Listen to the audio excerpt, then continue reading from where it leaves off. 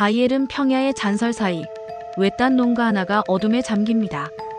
지도에는 거의 남지 않은 이름, 힌터카이페크.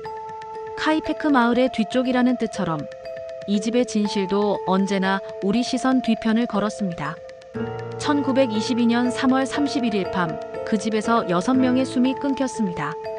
농장주 안드레아스 그루버와 아내 체칠리아, 과부딸 빅토리아 가브리엘, 7살 손녀 체칠리아 가브리엘, 2살 요제프 가브리엘, 그리고 그날 막 일을 시작한 하녀 마리아 바움가르트너.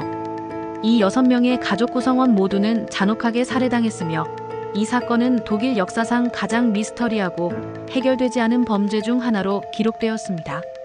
피해자들이 모두 곡괭이 머리에 맞아 사망했다는 사실은 당시의 참혹함을 여실히 보여줍니다. 사건의 비극성은 다음 날부터 서서히 드러나기 시작했습니다. 4월 1일 토요일이 되었지만 농장의 누구도 마을에 나타나지 않았습니다. 일요일인 4월 2일에도 마찬가지였습니다. 보통 일요일마다 교회 미사에 참석하던 그루버 가족의 모습은 보이지 않았고 7살 손녀 체칠리아는 학교에 등교하지 않았습니다. 월요일인 4월 3일 우체부인 요제프 마이어 씨는 농장에 배달할 우편물을 가지고 갔지만 우편함에 넣어둔 우편물이 회수되지 않은 것을 발견했습니다. 이는 그루버 가족에게 뭔가 심상치 않은 일이 벌어졌음을 암시하는 첫 번째 단서 중 하나였습니다. 화요일인 4월 4일 농장의 엔진 수리를 위해 방문한 수리공 알베르트 호프너 씨는 5시간 동안 기계를 고쳤지만 누구도 그를 맞이하거나 작업 대금을 지불하지 않았습니다. 이러한 일련의 기이한 상황들은 마을 사람들의 불안감을 증폭시켰고 결국 이웃들이 농장을 방문하게 만들었습니다. 그들은 이상함을 감지하고 문을 뜯고 들어갔습니다. 그들이 마주한 것은 끔찍한 광경이었습니다. 헛간에서 4구, 집안에서 2구의 시신이 발견되었습니다. 모두 머리를 강타당한 참혹한 모습이었습니다. 하지만 이 끔찍한 사건은 그 이전부터 조용히 자라고 있었습니다. 사건 발생 며칠 전부터 힌터카이페크 농장에서는 기이하고 불길한 일들이 벌어지고 있었습니다. 폭설이 내린 후 농장 주변 숲에서 농장으로 들어온 것으로 보이는 신선한 발자국이 발견되었지만 그 발자국이 나간 흔적은 어디에서도 찾아볼 수 없었습니다. 마치 누군가 농장에 숨어 들어간 것처럼 말입니다. 농장 사람들은 다락에서 밤마다 발걸음 소리가 들린다고 증언하며 알 수 없는 공포에 시달렸습니다. 또한 집 열쇠 하나가 사라지는 일이 발생하여 가족들은 불안에 떨었습니다. 식탁에는 미넨에서 온 낯선 신문이 놓여 있었고 숲가에는 코수염난 낯선 남자가 서 있었다는 증언도 돌았습니다. 이 모든 기이한 징후들은 단순한 우연으로 치부하기에는 너무나도 명확했습니다. 농장주 안드레아스 그루버는 이 모든 단서들을 알고 있었고 이웃들에게 이러한 사실을 털어놓으며 불안감을 표현했지만 어찌된 일인지 경찰을 부르지 않았습니다. 그는 이것은 운명이다라고 말하며 외부 도움을 거부했습니다. 그 이유는 끝내 알려지지 않은 채 미스터리로 남았습니다. 일부에서는 그가 범인이 누구인지 짐작하고 있었고 그를 숨겨주려 했거나 혹은 경찰 개입을 원치 않는 더 깊은 사연이 있었을 것이라고 추측하기도 합니다. 이러한 그의 침묵은 사건 해결에 큰 걸림돌이 되었습니다. 그날 밤 범인은 농장의 생활 패턴과 지리를 완벽히 파악하고 있었습니다. 그는 가족 넷을 먼저 헛간으로 유인했습니다. 이는 저녁 식사 후 가축을 돌보거나 낯선 소리를 확인하러 나가는 일과처럼 자연스럽게 일어났을 가능성이 있습니다. 헛간 바닥에는 짚이 두껍게 깔려 있어 발소리를 효과적으로 죽였습니다. 또한 헛간 지붕의 기와 몇 장은 치워져 있었는데 이는 누군가 위에서 집과 마당의 동선을 은밀하게 엿본 흔적이었습니다. 이 모든 증거들은 범인이 범행 전부터 농장을 면밀히 관찰하고 계획을 세웠음을 시사합니다. 그곳에서 농장주 안드레아스 그루버 63세, 그의 아내 체칠리아 그루버 72세, 딸 빅토리아 가브리엘 35세, 그리고 7살 손녀 체칠리아 가브리엘 7세의 차례로 잔혹하게 살해당했습니다. 부검 결과에 따르면 어린 피해자인 체칠리아 가브리엘은 공격 후에도 한동안 살아있었으며 극심한 고통 속에서 자신의 머리카락을 쥐어뜯은 흔적이 발견되었습니다. 이는 당시의 공포와 범인의 잔혹성을 짐작하게 합니다. 같은 밤 범인은 집 안으로 들어와 막 도착한 하녀 마리아 바움가르트너 44세와 빅토리아의 방 요람에 있던 2살 요제프 가브리에리셀을 같은 방식으로 살해했습니다. 살해 흉기는 농장에 있던 메토크, 즉 곡괭이였습니다. 체칠리아 그루버의 두개골에서는 8개의 구멍이, 빅토리아 가브리엘의 두개골에서는 9개의 구멍이 발견되었으며 빅토리아의 목에서는 졸린 흔적까지 발견되어 범행 과정이 더욱 끔찍했음을 보여줍니다. 범인은 짧은 시간 안에 6명의 생명을 무참히 앗아갔습니다. 더욱 섬뜩한 것은 범행 뒤에도 누군가가 그 집에 머물렀다는 사실입니다. 6명의 일가족이 모두 살해당한 후에도 농장에서는 마치 아무 일도 없었다는 듯 일상적인 활동의 흔적이 발견되었습니다. 살인 사건이 발생한 후 최소 이틀 동안 농장에서는 평소처럼 가축의 사료가 채워졌고 부엌에서는 빵과 고기가 베어진 흔적이 뚜렷했습니다. 굴뚝에서는 주말 내내 연기가 올랐습니다. 이는 범인이 살해 직후 현장을 떠난 것이 아니라 희생자들의 시신과 함께 그 집에서 생활했음을 의미합니다. 누가 이런 극악무도한 범죄를 저지르고도 그곳에 머물렀을까요? 그 이유는 무엇이었을까요? 그런데 가장 중요한 단서 중 하나는 바로 안방의 거액. 현금이 손대지 않은 채 그대로 있었다는 사실입니다. 이는 강도의 논리를 완전히 무너뜨렸고 단순한 금품 강도를 목적으로 한 범죄가 아니었음을 시사합니다. 원한에 의한 범행이라고 보기에는 범인의 침착함이 지나치게 느껴졌고 계획적이고도 비정상적인 동기가 있었을 것이라는 추측을 낳았습니다. 범인이 돈에 관심이 없었다는 점은 이 사건을 더욱 미궁으로 빠뜨리는 중요한 요소입니다.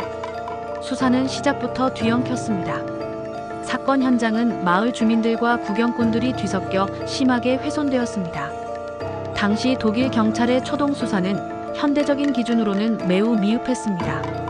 현장 보존이 제대로 이루어지지 않아 수많은 증거들이 오염되거나 사라졌습니다. 남은 사진은 헛간의 시신과 하녀 방, 요람, 그리고 외부 전경 몇 장뿐이었습니다. 지문은 제대로 채취되지 않았고 범행 도구로 추정되는 곡괭이 역시 초기 수사에서는 발견되지 않았습니다. 시신의 두개골은 추가 분석을 위해 아우크스부르크 법원 건물로 보내졌지만 2차 세계대전 중 법원 청사가 폭격당했을 때 안타깝게도 소실되었습니다. 이로 인해 결정적인 법의학적 증거들이 영원히 사라지게 된 것입니다. 그럼에도 불구하고 몇 가지 퍼즐 조각들은 수사관들의 머릿속을 떠나지 않았습니다. 헛간의 비명은 집에서 거의 들리지 않는다는 실험 결과가 나왔습니다.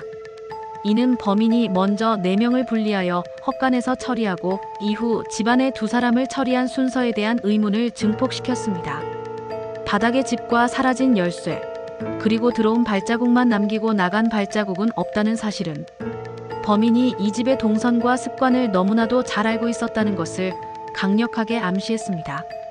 외부인이 저지르기에는 너무나도 계획적이고 내부인의 소행으로 보기에는 그 동기가 불분명했습니다. 의심의 중심에는 여러 인물들이 거론되었습니다. 그 중에서도 이웃이자 이장이던 로렌츠 슐리텐바우어가 유력한 용의자로 지목되었습니다. 그는 시신 발견 당시 혼자 집 안으로 들어가 문을 열고 심지어 시신을 건드리기까지 했습니다. 이는 현장 훼손을 야기했을 뿐만 아니라 그의 행동에 대한 의심을 키웠습니다. 또한 로렌츠와 빅토리아 가브리엘 사이에 부적절한 관계가 있었으며 2살 요제프 가브리엘이 로렌츠의 아들이라는 친자 의혹이 제기되었습니다. 이로 인해 로렌츠는 빅토리아와 위자료 다툼을 벌이고 있었다는 정황도 있었습니다. 하지만 결정적인 증거는 발견되지 않아 그는 풀려났습니다. 또 다른 가설로는 1차 세계대전에서 죽은 줄 알았던 빅토리아의 남편 카를 가브리엘이 살아 돌아와 복수했다는 소문도 돌았습니다. 그는 실제로 1914년 프랑스에서 사망한 것으로 기록되어 있었지만 일부에서는 그가 살아남아 신분을 위장하고 돌아왔을 것이라고 주장했습니다. 이 외에도 떠돌이 장인과 그의 형제들, 농장 일을 했던 전직 하인들과 일꾼들까지 수십 명이 조사를 받았지만 마지막 한 칸은 끝내 비어 있었습니다. 모든 가능성을 열어두고 수사를 진행했지만 명확한 범인은 나타나지 않았습니다. 힌터카이페크 농장은 사건의 끔찍한 기억을 지우기 위해 1923년에 철거되었습니다. 철거 과정에서 놀랍게도 지붕 밑에서 범행에 사용된 것으로 추정되는 곡괭이가 발견되었지만 이미 때는 너무 늦었습니다. 증거들은 훼손되었고 목격자들의 기억은 흐려진 뒤였습니다. 사건은 1955년 공식적으로 종결되었지만 미해결 사건으로 남아 사람들의 호기심을 자극했습니다. 이후 1986년에 재검토가 이루어졌고 2007년에는 독일 경찰학교 학생들이 현대수사 기법을 동원하여 자료를 분석했습니다. 그 결과 유력한 용의자가 추려졌다고 알려졌지만 유족 보호를 이유로 그 이름은 끝내 공개되지 않았습니다. 현재 그 자리에는 작은 추모비 하나만 덩그러니 서 있을 뿐입니다. 농장이 있던 카이페크 마을은 1971년 바이트호펜과 합병되어 사라졌고 지금은 흔적조차 찾기 어렵습니다. 남은 것은 수많은 질문뿐입니다. 나간 발자국이 없는데 범인은 어떻게 농장을 떠났을까요? 사라진 열쇠는 무엇을 의미하며 누가 그 문을 열고 닫았을까요? 왜 범인은 거액의 돈을 손대지 않고 사흘이나 그 집에 머물며 살해당한 가족의 삶을 모방했을까요? 범인은 이 집에 대한 모든 것을 알고 있는 내부자였을까요? 아니면 다락에 숨어 산 잠입자였을까요? 혹은 역할을 나눈 복수의 범인이었을까요? 힌터카이페크는 이 질문들에 대한 명확한 답을 주지 않습니다. 대신 우리가 메워야 할 공백을 남깁니다. 100년 전 그 밤의 발자국은 사라졌지만 우리는 여전히 그 진실을 찾아 그 길 위에 서 있습니다. 당신의 결론은 무엇인가요? 헛간 문턱에 깔린 건초는 일부러 소리를 죽이려 펼쳐놓은 듯 했습니다. 지붕의 틈새는 안팎 동선을 감시하기 좋게 벌려놓은 흔적이었습니다. 이는 누군가 일정 기간 그곳을 생활공간처럼 사용했음을 강하게 시사합니다. 경찰은 초기 강도설을 철회하고 원한과 가정 내 비밀에 집중했습니다. 하지만 돈다발과 장신구, 귀금속이 전혀 건드려지지 않은 사실은 범행 동기를 더욱 불분명하게 만들었습니다. 만약 강도였다면 귀중품을 두고 갈 이유가 없었을 것입니다. 마을 사람들은 성급한 결론을 경계했고 가톨릭 사회의 두터운 침묵은 고해소 너머의 진실을 끝내 끌어내지 못했습니다. 사회 전체가 사건의 진실을 외면하는 듯한 분위기였습니다. 사건을 설명하는 가설은 크게 세 가지로 요약됩니다. 첫째, 내부자 또는 준내부자의 계획 범행. 농장 가족 구성원 중 한 명과 공모했거나 혹은 가족의 비밀을 알고 있는 가까운 지인이 범행을 주도했다는 가설입니다. 둘째, 다락에 잠복하여 가족의 습관을 면밀히 관찰한 스토커형 범인. 농장 외부인이 장기간 숨어 지내며 범행 기회를 엿보았다는 것입니다. 셋째, 2명 이상의 공모. 범행의 규모와 복잡성, 그리고 범행 후의 행동을 보았을 때 혼자서는 불가능했을 것이라는 추측입니다. 어느 쪽이든 범인은 이 집의 리듬과 가족의 생활 패턴을 정확히 파악하고 있었습니다. 그 침착함과 범행 후에도 농장에 머물며 생활한 흔적은 우발적인 범죄와는 거리가 멀었고 매우 치밀하게 계획된 범죄임을 시사합니다. 남은 기록은 적고 증언은 세월에 달아 모호해졌습니다. 그래서 힌터카이페크는 단순한 범죄 사건이 아니라 하나의 거대한 질문으로 남아 있습니다. 우리는 이 미스터리 앞에서 무엇을 믿고 어디까지 상상할 수 있을까요?